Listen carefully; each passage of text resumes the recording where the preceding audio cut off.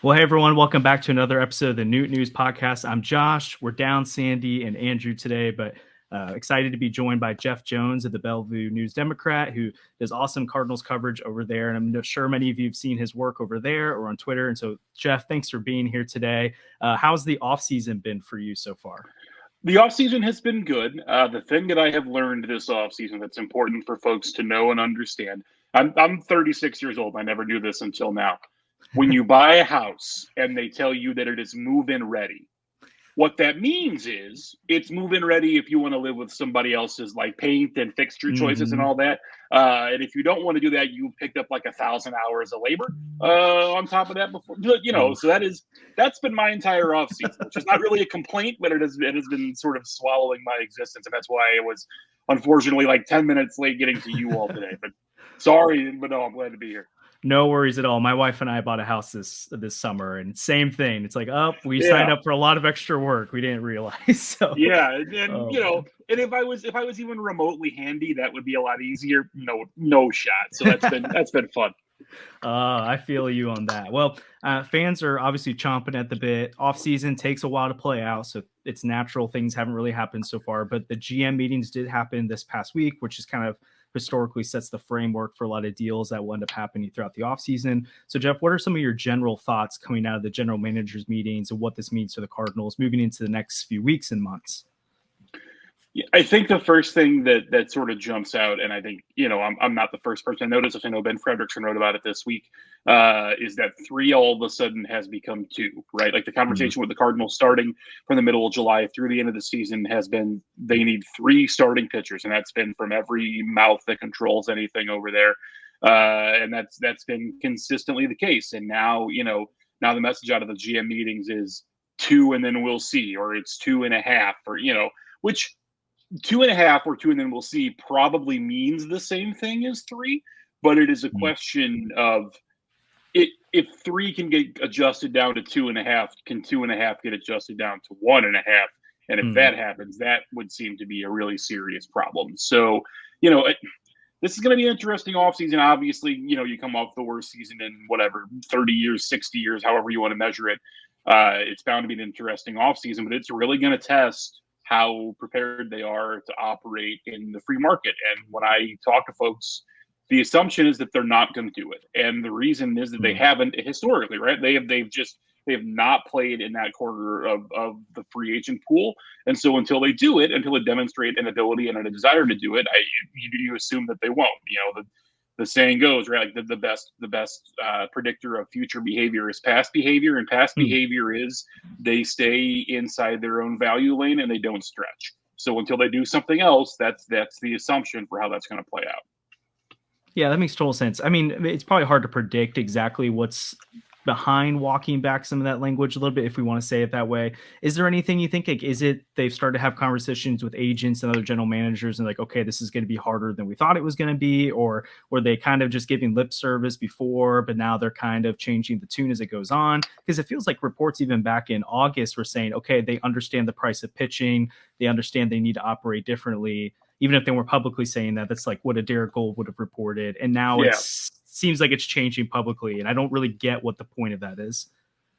So I think that the one thing that jumps out to me is the conditions that might have changed since they started talking is we sort of saw Aaron Nola pitch well for the Phillies through the end of the LCS. And we saw Sonny Gray. His last start was not great, but we saw Sonny Gray pitch for Minnesota in the postseason and look good. And so I think that maybe it is possible that the market on a couple of pitchers that they were dialed in on has been bigger or more pricey than they were expecting, right? Like, one thing about Nola that has been really interesting to me is when you sort of look back for comps for what his deal might look like, there really aren't that many guys, a 30-year-old righty starter who maybe has more upside than he's shown, but is a little bit of a gamble. Really, the closest comp has been Zach Wheeler, and that's a couple of years old at this point, right? And so I don't know that there isn't a really clear thing you can point to in the market and say, oh, okay, well, his deal is going to be like this guy. So if the market for Nola is developing in such a way that they all of a sudden are blanching at it, that might change some of the way they look at the offseason and could shift them into more of the trade market and less of the free agent market for at least whatever their headline acquisition is going to be. Interesting. Well, we'll get more into some of those specific free agent targets or potentially the trade market later in the conversation. But you put out a piece today called Dispelling Myths about the Cardinals payroll budget and what it should be. And I read it this morning and I thought it was really interesting. And actually, we were prepared to come on and ask you a little bit about that payroll debate. And so now actually, I'd rather you just riff a little bit about why doesn't it matter for us to be having this debate?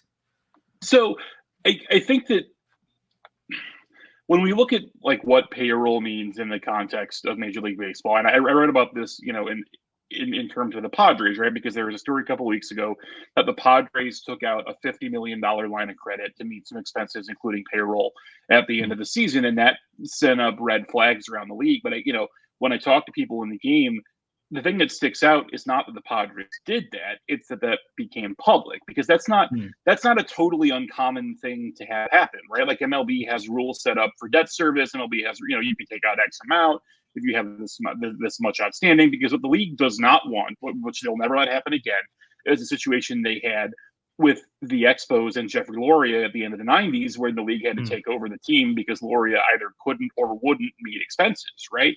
And MLB owned the Expos as they became the Nationals and moved back to DC. That's never going to happen again, because you could not buy a team now if you were undercapitalized to the extent that was like it just would never happen. So there's not really a risk that teams can't afford these salaries, right? Like even Bob Nutting's Pittsburgh Pirates could spend $210 million on payroll next season and not really feel it. They would feel like the short-term cash flow effect of it, but that is so small in the context of owning a team. The thing that I point out to people that is really important to remember is that the ownership group that Bill DeWitt is the chairman of bought the team, bought the ballpark, and bought parking garages around it for $150 million in late 95. A year later, they sold the parking garages back to a private company for $75 million.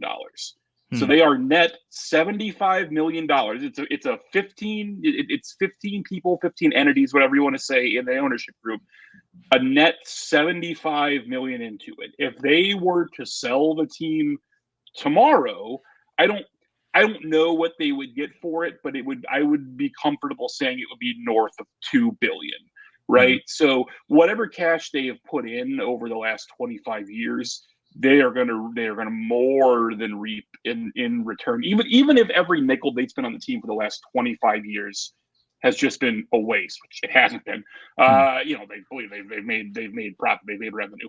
Even if they hadn't, whatever they would get back more than enough in terms of what they could sell if they sell it. And so, yeah, team values only matter when the team gets sold, but they do matter in the sort of day-to-day running of the team. All of that is to say, the payroll budget only matters if they are committed to sticking to it no matter what. Now, I don't think that they're going to go over like the revenue tax line, for instance, right? But they are $85-90 million below the revenue tax line annually. Like they're not close. That's really not a concern. It would be hard for them to get, like they would have to, I don't even know, sign Ohtani and trade for Juan Soto and then find somewhere else to drop $30 million annually this winter. Yeah. To get there, right? That's not in the neighborhood of a concern. And so whether they want to start the season next year at 175, 185, 200, it only matters if they're wedded to it. And I don't get the impression that they are. I think rather what we're seeing is this is what they would like the number to be. And if there are targets that exceed that, then they will go get those targets. And so the question, and this is what I wrote about, was like, what teams care about is not necessarily what players cost. It is what the players cost relative to what they think they should cost, right? Because the guys who are in charge, the guys and girls who are in charge of making these decisions for teams, their models need to be right. Because if they're not, then the people who are signing the checks are going to wonder why they're putting out for these large front offices who are doing all this complicated work, right? So they need to be correct, and they need their valuations to be pretty close to right. And so when you see the market blow up, the reason that takes a team like the Cardinals, if someone comes along and is knocking on Aaron Nola's door at like 7 and 210, the reason that blows the Cardinals out of the water is not that they couldn't afford that deal, because of course they could, but it's that, if their internal valuation says that Aaron Nola is a 5 145 guy, for just roughly as an example, if that's what they think he is internally, but the market goes way past that, it's hard for me to believe that they're going to go there. They haven't historically, right? And so when we talk about what does it mean for the Cardinals to adjust to the market, it means being willing to sort of swallow that pill, and we'll see if they do that when the rubber hits the road. That's really interesting, Jeff. Thanks for going in depth on that. So you brought up an Aaron Nola, or I would put maybe Blake Snell in his category. What are your, just feeling the waters a little bit, expectations of what you think their markets are going to look like? And do you expect at the end of the day, if people are projecting 145 for Nola, do you expect there's going to be a team for each of these guys that comes out and overspends and the Cardinals are going to have to match that kind of thing? Or do you think the market, because there are I know there isn't people will say there isn't a true ace out there, but there are plenty of guys out there to sign this offseason. Sure. So do you think that maybe mellows out the market a little bit to the extent where there's going to be a guy that if the Cardinals really want him and it'll be realistic within potentially their evaluations? Or do you think they're really going to have to swallow the pill and potentially overspend to get a guy? We'll sort of see how the market shapes up. When we kind of look at what the free agent starters, I think it's pretty clear that for most folks, there are 3 names at the top, maybe 4, depending on how you feel about Jordan Montgomery, right? So we're talking about Nola, we're talking about Snell, and we're talking about Yoshinobu Yamamoto are the 3 names at the very top of the market. Then that tier right below them, maybe between them and the B tier is where Jordan Montgomery lives. And then you're talking about Sonny Gray. You're talking about Imanaga. I think it's Imanaga. Yamamoto, I've practiced. Imanaga, I'm a little shady. But no, you're talking about him. You're talking about Sonny Gray. You're talking about guys in that neighborhood. And then that's before you get, and maybe Michael Wacha is at the bottom of that tier, maybe. And then you're started getting into the 1-year flyer guys, which again, and also there are sub tiers below that, right? For instance, a 1 year for Kyle Gibson is a different deal than a 1 year, for example, for Jack Flaherty, because Kyle Gibson, what you're getting, whereas Jack Flaherty that's a whole other proposition in terms of injury risk and et cetera, right? So there's the top of the market, there's the B tier guys, there's the 1 year eaters, and then there are the gamble tier. And so, if the Cardinals were to go into the market and come away with a B tier guy, an eater guy, and a gamble, that's 2.5 starters, but does it really make them better than they were last year? That's tough to say, right? Because you would improving on Wainwright's spot should be easy. Between Wainwright and Jake Woodford, that was a hole, so that should be easy enough to replace. Kyle Gibson, for example, would be a massive improvement on that spot in the rotation. But then you're talking about improving on Montgomery's slot in the rotation, and that is tough, right? That really ultimately it boils down to they need to find a starter. They need to find definitely one starter who, going into spring, they unquestionably will be better for them, a lot better for them than Jordan Montgomery was last year. That's a really narrow pool to fish in, a really shallow pool, I guess, to fish in, right? And so that is the challenge of navigating that market. Interesting. So you brought up Yamamoto. I've seen his. I'm still kind of surprised this name continues to be thrown out and linked to the Cardinals. Just especially when you start seeing $200 million plus potentially plus a posting fee. I understand his talents there, but it just doesn't feel like a very Cardinal move. But then there are those links between his agent, the Cardinals' investment over in Japan, that it just continues to come up. Do you think there's any chance that actually really happens, or do you think at the end of the day he's destined for a coastal city? So, yeah, the piece of this that I don't know is how he feels about markets, right? Because what we have seen often from the sort of A tier, and it's less true of the top level Korean free agents, but has been historically very true of the top tier Japanese free agents, is that they do prefer coastal markets. It's New York, it's LA, it's occasionally Seattle. This is historically where those players want to go, whether that's the West Coast is a little bit easier for travel. These are markets that can maybe sell a media landscape that St. Louis doesn't have to offer, or a lifestyle, right, that some of these guys want to pursue. And that's just like living in New York and living in St. Louis, not the same thing. And if that's the experience that somebody wants, then there's really not a lot the Cardinals can do, right, in that context. But what I don't know is whether he's the guy who wants to do that. I have no idea. I have really no way of knowing that. What I know is that, number one, you mentioned the ties. Matt Slater, who is prominent in the Cardinals front office, has a relationship in development with Oryx, where Yamamoto played, has known him for a long time, has been pumping his tires for a long time. I know that Yamamoto has really strong backers inside the Cardinals front office. I know there are people in that office that are screaming for him to be their guy. So there will be a push there. The other thing that I know, you mentioned the agent, Joel Wolf, who is Yamamoto's American agent, is also Nolan Arenado's agent, and is also Giancarlo Stanton's agent. And the reason that is important is because when the Stanton thing happened in 2017, when the Cardinals reached a deal and then Stanton said no, there was this meeting where Mozeliak and Bill DeWitt flew out to the West Coast and met with Stanton in the LA area and had a long conversation with him. And that was all at the behest of Joe Wolf, who thought that the Cardinals were a really good destination for him. And the agent was selling St. Louis almost as much as the Cardinals were, right? He was pretty involved in that conversation as well.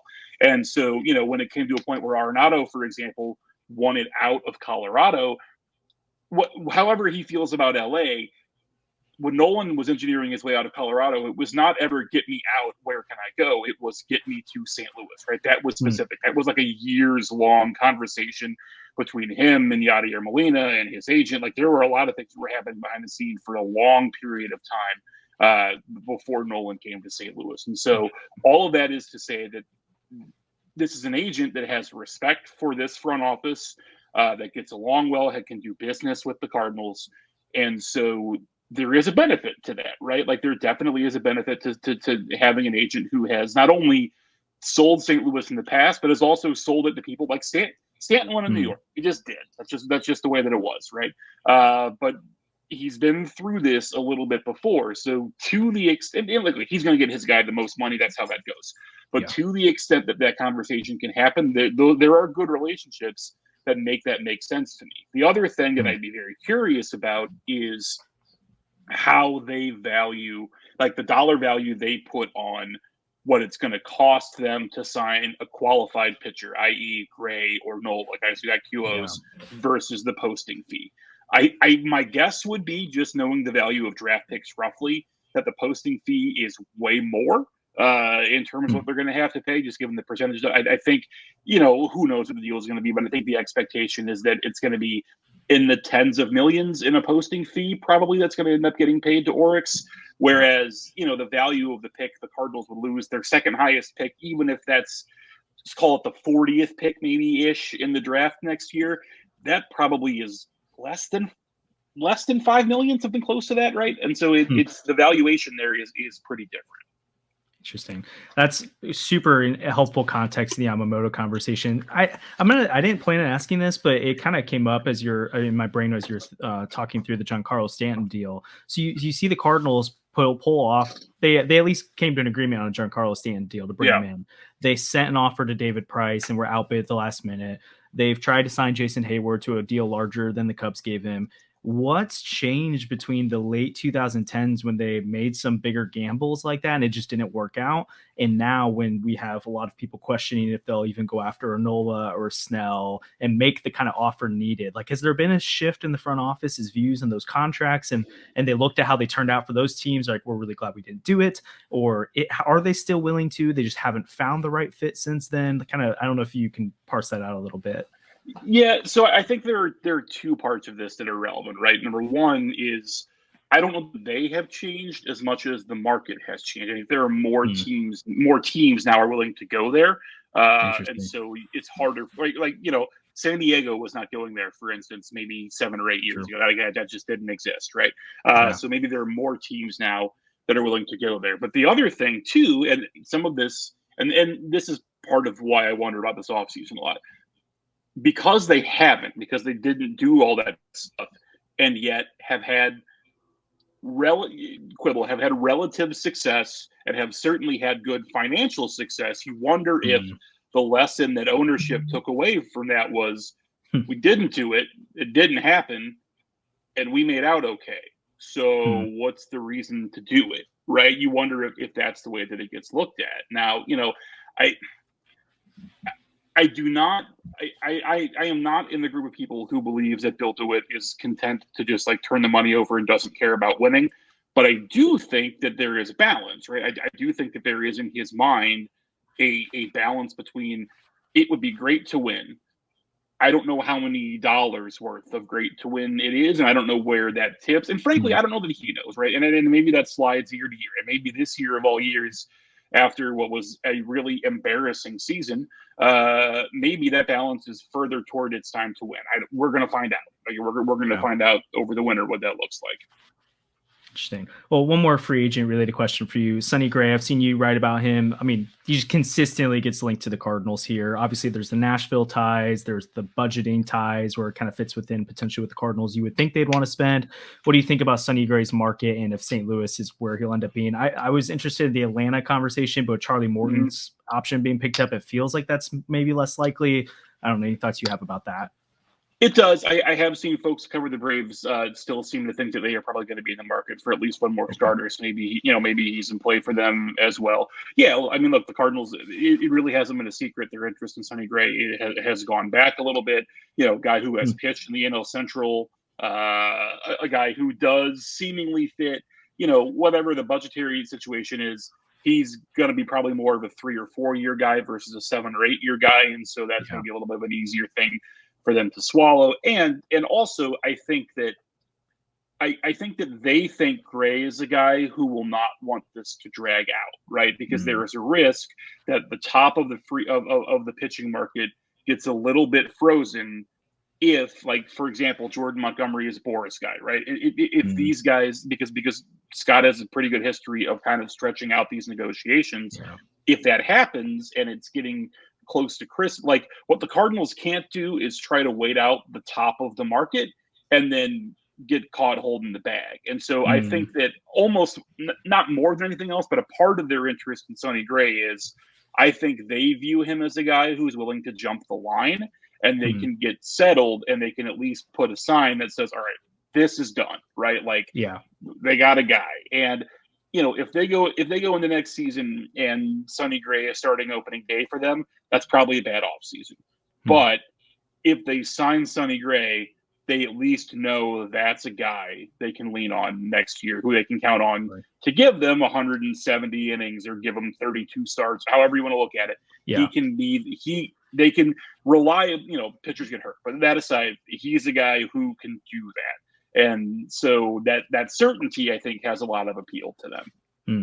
Well, turning the conversation to the trade market a little bit, you mentioned it a little bit off the top. How likely do you think it is that the Cardinals turn their attention there for one of their starters now that it's maybe 2 or 3, who knows? And then what are some names that you would think are likely? Obviously, there's a ton of names that get thrown out there, but what are some of the ones that you would think keep an eye on that name for the Cardinals? Yeah, I think the obvious ones are the ones that stand out to me, right? Dylan Cease jumps out. Tyler Glasnow jumps out to me.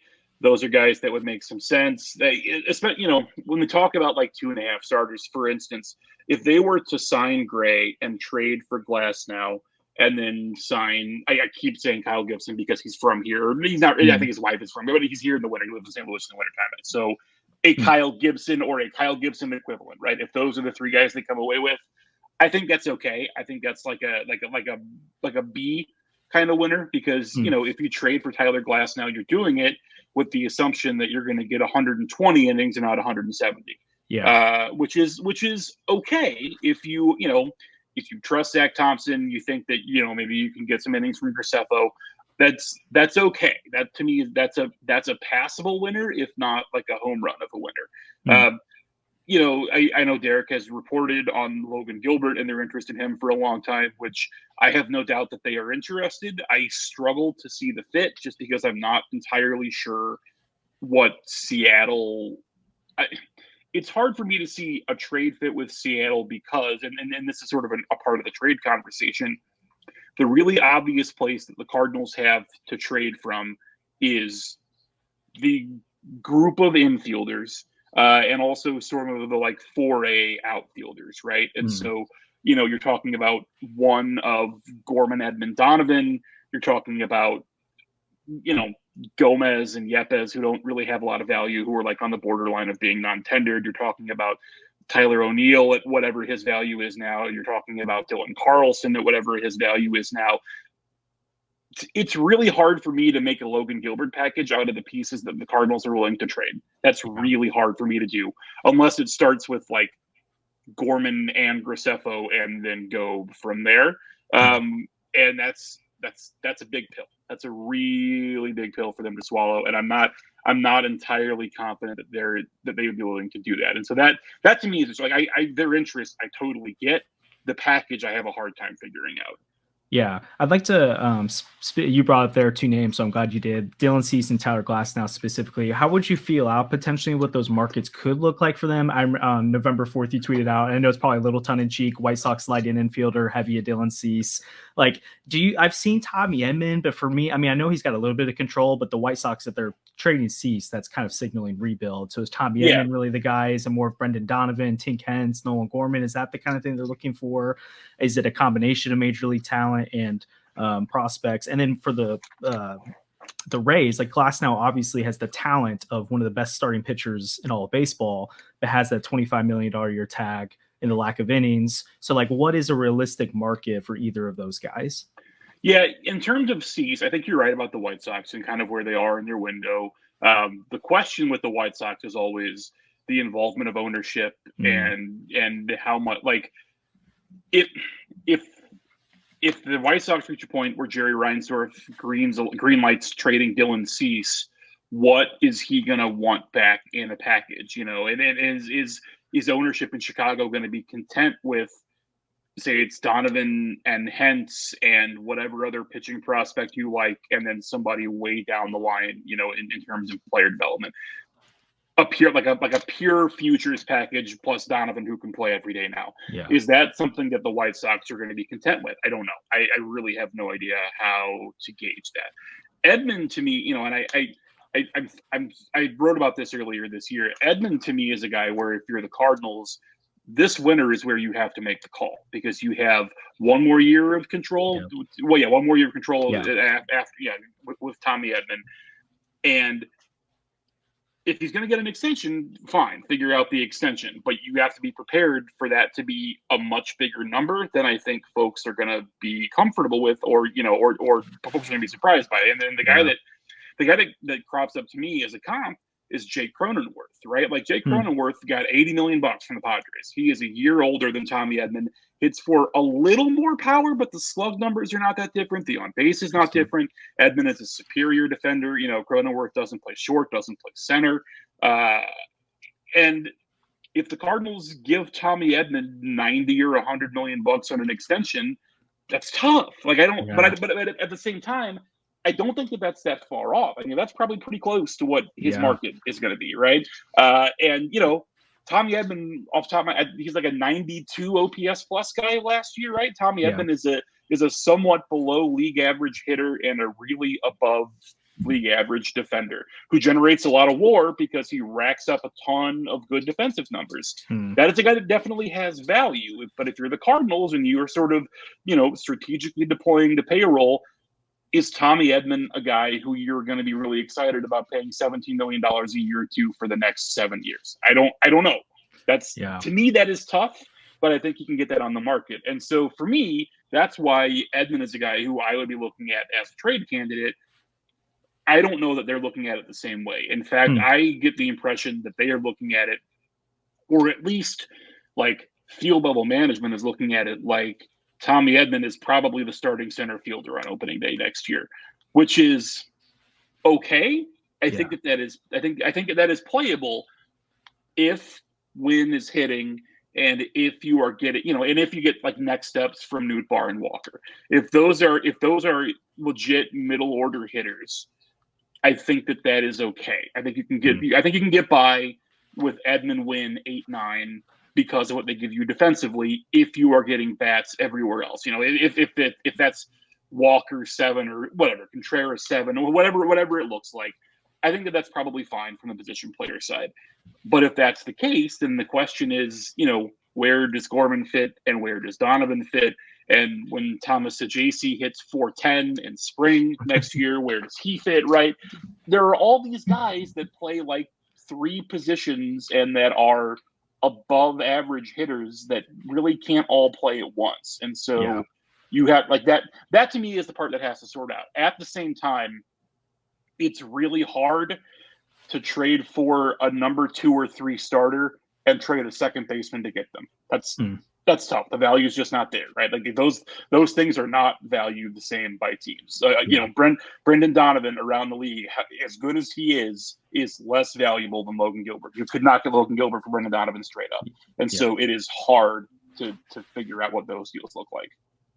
Is that why maybe a Nolan Gorman? It feels like when people talk about who's untouchable, Gorman doesn't usually get thrown in there by front office. At least sourced wise, which has confused me. I would have thought he'd be the guy with the power they would not want to deal. Is maybe that why they're more willing to part with him because they know he's got the value needed, or is that maybe just they're not going to trade him either? Most likely, I think with Gorman, it's more about health with him. I think, however they want to talk about, however they want to code it, I think there are some concerns about how he holds up over the long term with his back. And I think that there are some concerns about what the grind of playing second base does to him over the long haul, right? Like the amount of motion and the amount that they have to lean on him to play second. He this year graded out to be a perfectly good second baseman.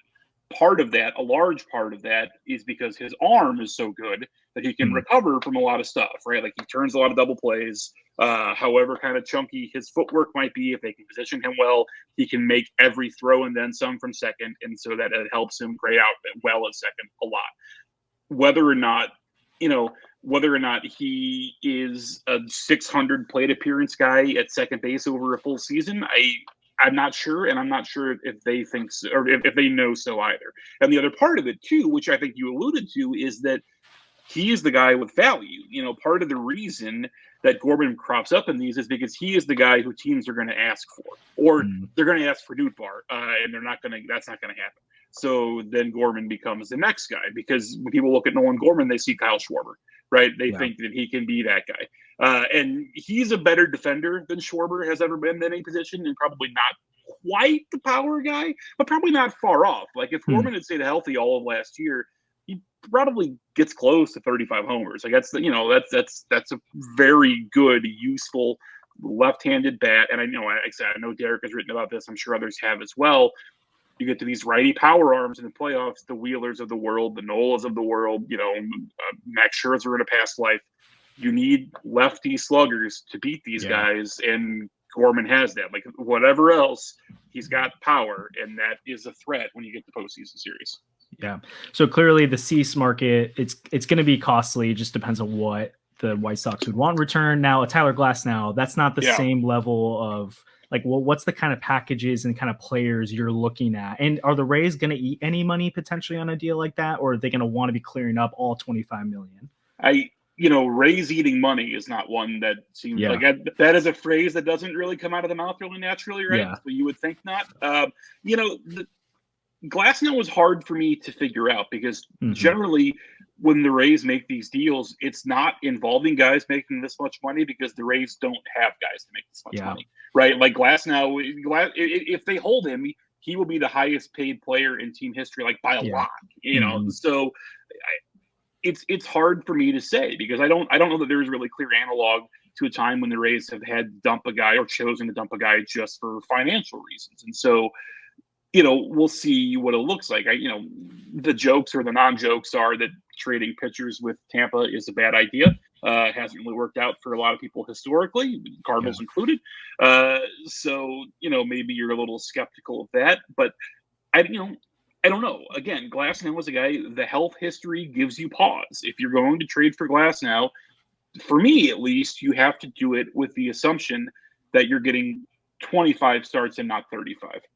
If you're okay with that, then you're okay with it. But it has to be valued out accordingly. And so the question is going to be, are the Rays okay with that? Can you get to a trade package point that they are comfortable with because obviously the Rays are going to sell him as this is the best available starter on the market with the longest pedigree, et cetera, et cetera. But he also hasn't thrown over 100 innings more than like once in his career, and not for 4 years or whatever the hell it's been. So it's really difficult. That is going to be a complicated conversation, and I don't really have a good gauge for how the Rays are going to value that out, just because this is a new spot for them.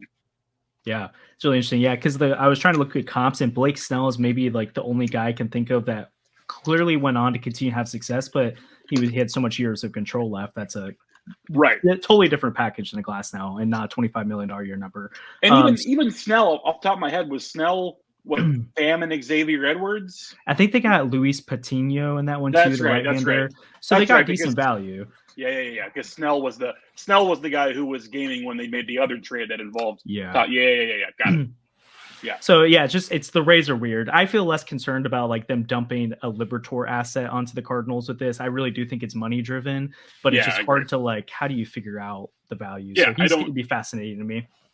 Yeah, and the question is going to be when when the Rays come asking, and the ask is, I pick your favorite pitcher at Springfield that's got one nasty pitch. Yeah. Are they going to be comfortable giving up whoever that guy is out of fear that the Rays are going to turn him into who knows what? And that's that's not a great way to do business, right? You really, it's a really tough way to run a team, but it's going to be in the back of their heads. Yeah, totally makes sense. Well, I don't want to hold up too much of your time. So we got one more kind of all-encompassing question, or two more real quick. But first is, so you talked about Edmonds' future, and you talked about kind of the middle infield mix. How much is like a Victor Scott and Thomas Sajacy actually playing into the conversation this offseason? I've seen various points about whether Scott could be an immediate 2024 asset, where early on he's potentially vying for center field. Haven't seen as much about Sajacy's timeline, but does that potentially make an Edmund or Donovan more available? And what do you see their timelines looking like in 2024? To me, so starting with Victor Scott, to me, he doesn't really impact like Edmonds so much as maybe he impacts Carlson, which is to say that look, if Victor Scott comes in and he's gangbusters in spring training, then I guess that there is a world where maybe he is the starting center fielder. The thing I would say is it's hard for me to imagine.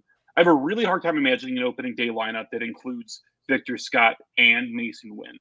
Right. That's tough because that is a lot, or that it is not very much experience at two really important positions up the middle. And so if Victor Scott is starting in center field on opening day, then it probably means Tommy Edman is playing shortstop. I guess is the way to look at it. And I don't expect that to be the case. I think that the spring training that Wynn is going to have is going to be very similar to the one that Jordan Walker had last year, which is to say he's going to get there and they're going to say, we want him to win this job, and they're going to give him every opportunity to do it. And I expect that he will. He is a good enough defender that he has to be like a little below average as a hitter, and he's perfectly playable at shortstop. So I have every expectation that's going to happen. Now, Scott, is Scott a factor next year? They certainly hope so, and that's very, very possible. We'll see what it looks like when he gets to Memphis, and we'll see what the on-base skills look like, and all that's going to play itself out. But I think that they are hoping, and they have expectations that Scott is going to contribute in 24, and there's no reason to believe otherwise at the moment. The reason I say that it impacts Carlson is if Victor Scott is a guy that they can plan on in center field in the long term, then there's really not a fit for Dylan Carlson on this team at all moving forward. Like that is an asset with very low value for the Cardinals if Victor Scott is a guy who they believe is a long-term answer in center, because I think if they have their druthers, the corners are probably locked for, what does Nootbaar have, 5 more years of control? The corners are locked for that long, right? That's where they're at, I think, if they get all the things that they want. And so if that's the case and Victor Scott is playing center, Dylan Carlson is a fine 4th outfielder. That's not the way you get the most value for him. The way you get the most value for him is you find the team that thinks they can fix him and he becomes a trade asset. So that is how that works out. Sajacy, he runs into kind of the same problem, and not really a problem, but runs into the same situation that we talked about with the pitching, which is they have a half dozen guys who play 3 infield positions and have good bat to ball skills. Yeah. He's another one of them, and maybe has the best bat to ball of all of those guys. That's entirely possible. Donovan's really skilled at that, so that's a pretty high bar. But there has to be some clear out there for there to be clear room for JC to get a chance, right? Like, if the Cardinals go into spring next year and you're looking at Edman and Gorman and Donovan and Wynn are all still here, Richie Palacios is not. He's a fine utility player for the end of the bench, but he's a guy who you can have on your big league roster. So that's a spot, right? That takes up a spot. There's all these guys that are gonna be there. I will say, there really isn't anybody certainly ahead of JC at Memphis. I think he's going to start the year there, and he's going to get every opportunity to play every day and fight his way into the majors. And I would be surprised if he did not make a debut next year. But there are a lot of guys who kind of jam up that middle of the infield ahead of him. That's going to have to get cleared up for me before I have a better idea of how he kind of fits into their long-term plans. I think one thing that's going to be telling is the way we see him used positionally in spring, because he's going to get big league games. He's going to be a camp invite. I can't imagine there's going to be a lot of innings available at short. And so if Sajaci is playing a lot of third, a lot of second, maybe even a little bit of first, if they try that to really kind of get him around, then that to me says they're looking at him as a guy who can come up and contribute faster, because they're trying to find places on the field where he could fit, like in a very similar way that we saw with Brendan Donovan 2 springs ago, right? Where we saw Donovan come and play every spot in spring. If Sajaci has that kind of spring, that tells me they're looking at ways to get him up. If Sajaci is playing second base in the 6th inning and later against the Mets 8 times a week, then that tells me they're going to kind of tap the brakes and let it kind of sort itself out. Yeah, that's great. Well, to wrap up the conversation, I wanted to see, what do you think is the bare minimum the Cardinals need to do this offseason? Like, this is the baseline for success. This is a C+, B-. They can get by with it. And what do you think is like a realistic, like A+ scenario where they come into spring training and they've accomplished more than what we thought they could have done? I think the A+ is Yamamoto. If they were to pull off Yamamoto and 2 other, like if the winter was Yamamoto, Michael Wacha, Kyle Gibson, that is an A+ to me, because the ceiling with Yamamoto is so high that it just sort of swamps whatever else you need.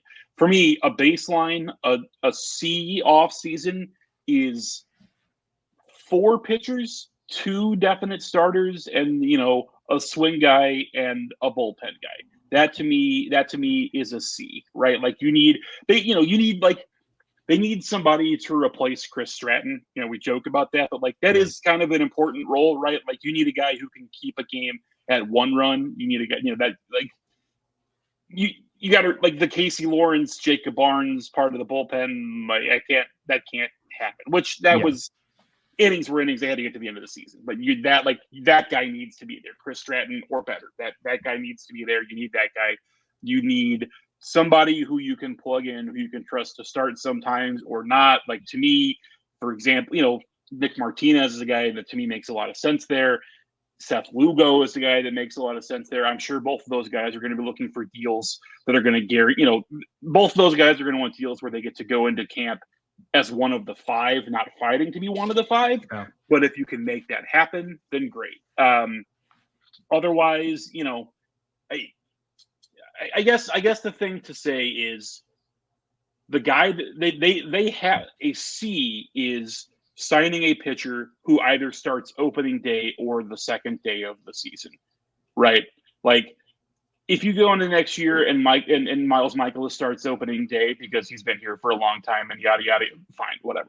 But you need to have like a starter who is better than Michaelis and Matt's baseline. That's a C plus 2 other guys and another body for the bullpen.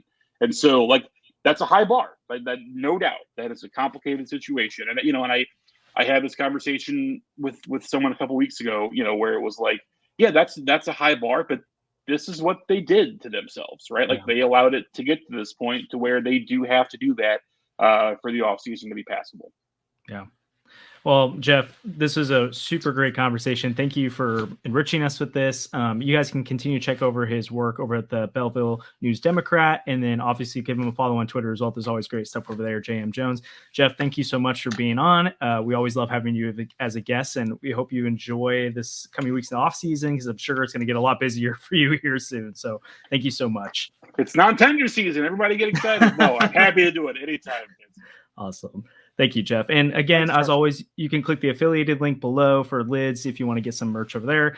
As always, thanks for listening, guys. Hopefully we have Sandy and Andrew back next week. See you guys next time.